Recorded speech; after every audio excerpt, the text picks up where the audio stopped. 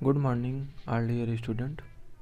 पिछली वीडियो में हम लोगों ने मोलर कंडक्टिविटी और तुल्यांक कंडक्टिविटी को प्रभावित करने वाले कारकों के बारे में स्टडी किया, जिसमें ये देखा कि किसी भी सॉल्यूशन को जितना ज़्यादा डाइल्यूट किया जाता था उसका मोलर कंडक्टेंस उतना ज़्यादा बढ़ जाता था।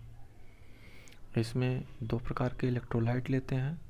एक पहला आप लिए थे स्ट्रांग इलेक्ट्रोलाइट ना। स्ट्रांग इलेक्ट्रोलाइट का मोलर कंडक्टेंस और तुल्यांकी कंडक्टेंस फाइंड आउट किया जाता है, क्योंकि ये 100% क्या होते हैं, डिसोसिएट होते हैं। जैसे स्ट्रांग इलेक्ट्रोलाइट की बात करें, HCl हो गया, NaCl हो गया ना, KCl हो गया ना, इन सब का जो आयनिक मोबिलिटी है H+Cl-, Na+Cl-, K+Cl-, इन सब का आयनिक मोबिलिटी या कंडक्टेंस हम लोग ग्राफ के माध्यम से निकाल सकते हैं। समस्या कहाँ होती है, जब हमें दुर्बल वैद्युत अपघट्य पदार्थ लेते हैं तो वो चूँकि 100% डिसोसिएट ना होने के कारण उनका कंडक्टेंस फाइंड आउट करना थोड़ा सा मुश्किल होता है। तो यहाँ पर कोलराउस ने एक नियम दिया है जिसकी सहायता से हम दुर्बल वैद्युत अपघट्य पदार्थों का भी मोलर कंडक्टेंस या इक्विवेलेंट कंडक्टेंस फाइंड आउट करते हैं। कोलराउस का नियम बहुत ही इम्पॉर्टेंट नियम है बेटा, इसको आप लोग थोड़ा सा केयरफुली होकर के सुनिएगा, क्योंकि ये हर एग्ज़ाम में पूछा जाता है लगभग। तो यहाँ पर कोलराउस नियम कहता है कि अगर हमें यहाँ पर देखिए थोड़ा सा सिद्धांत समझेंगे। जैसे दुर्बल वैद्युत अपघट्य पदार्थ CH3COOH है, ये एस्टिक एसिड होता है, दुर्बल वैद्युत अपघट्य पदार्थ है। अगर हमें किसी प्रबल वैद्युत अपघट्य पदार्थ जैसे CH3COOAN सोडियम एसीटेट, ये आपका प्रबल वैद्युत अपघट्य पदार्थ है। दूसरा HCl, ये भी आपका प्रबल वैद्युत अपघट्य पदार्थ है।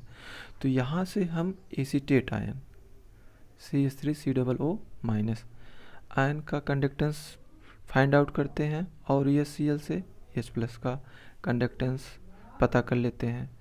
तो इन दोनों का अगर हमें कंडक्टेंस मालूम हो जाए, इन दोनों का कंडक्टेंस को जोड़ लें, जोड़ने के बाद हमें ये पता चल जाएगा कि ये जो आपका एस्टिक एसिड है इसका मोलर कंडक्टेंस या इक्विवेलेंट कंडक्टेंस कितना होगा, वही इन्होंने बताया हुआ है। इन्होंने कहा है कि इस नियम पर, आइए इसका डिफिनीशन देखते हैं।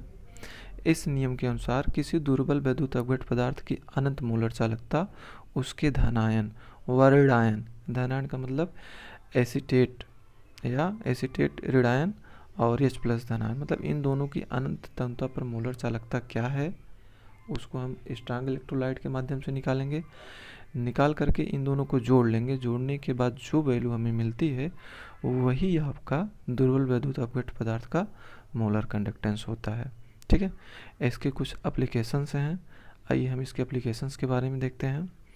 जैसे पहला एप्लीकेशन, दुर्बल वैद्युत अपघट्य पदार्थों की अनंत तंत्र पर भी मोलर चालकता या तुल्यांकी चालकता की गणना किया जा सकता है कोलराउस के नियम अनुसार। ठीक है, दूसरा है आयनिक गतिशीलता या जिसे हम कहते हैं आयनिक मोबिलिटी का मान कैसे ज्ञात किया जाता है, इसकी सहायता से ज्ञात कर सकते हैं।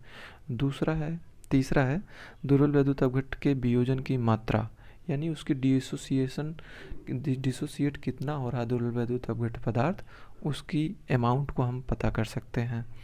चौथा है अल्प विलेय लवणों की विलेयता की गणना करने में, यानी उसकी सॉल्बिलिटी क्या है, जो आपका वीक साल्ट होते हैं उसकी सॉल्बिलिटी कितनी है, इस नियम की सहायता से हम ज्ञात कर सकते हैं। ठीक है, थैंक यू।